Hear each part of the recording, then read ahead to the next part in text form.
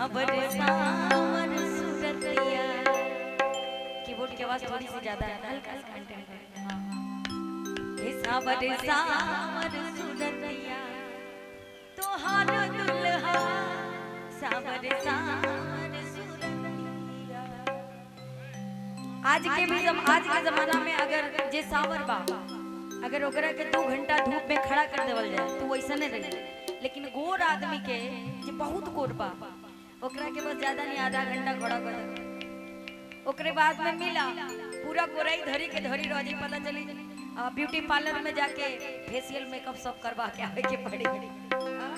आइए हो गया भाई, मिल गया ठीक, आ जाओ आते।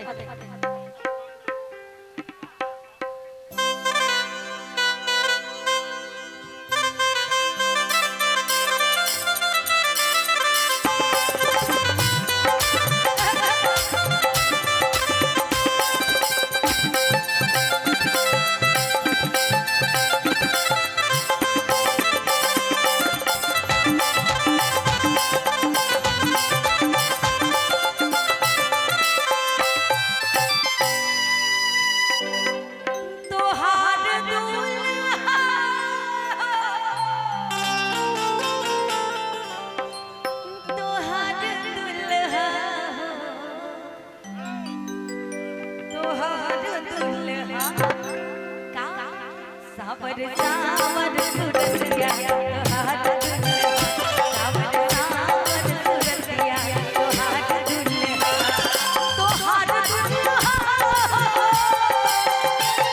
तोहार दुल्हा, तोहार दुल्हा, तोहार दुल्हा। सावर सावर सूरतिया तोहार दुल्हा, सावर सावर सूरतिया तोहार दुल्हा, सावर सावर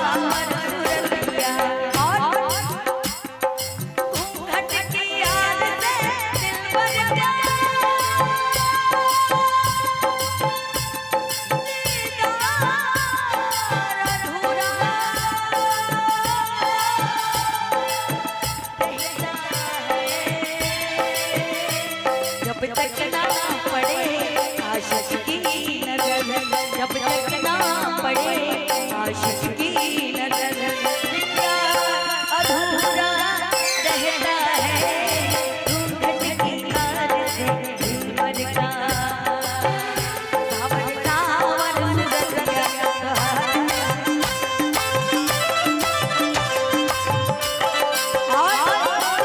बारात भी लोग कई प्रकार से जाते हैं।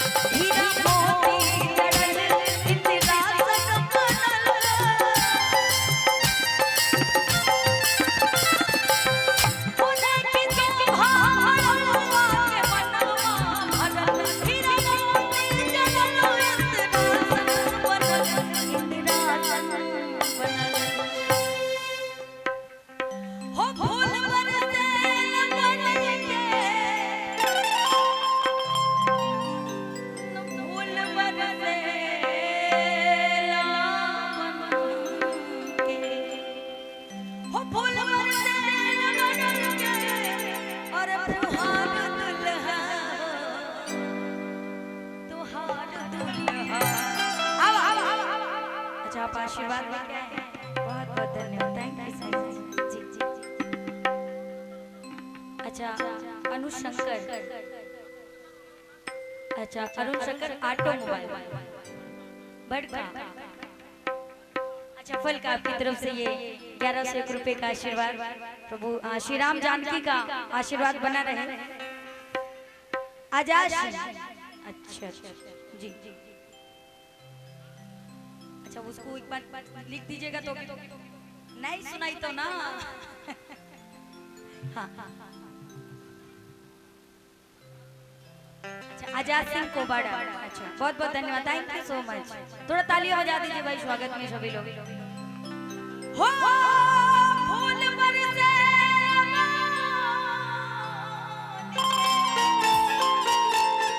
अरे फुहार दुल्हा तो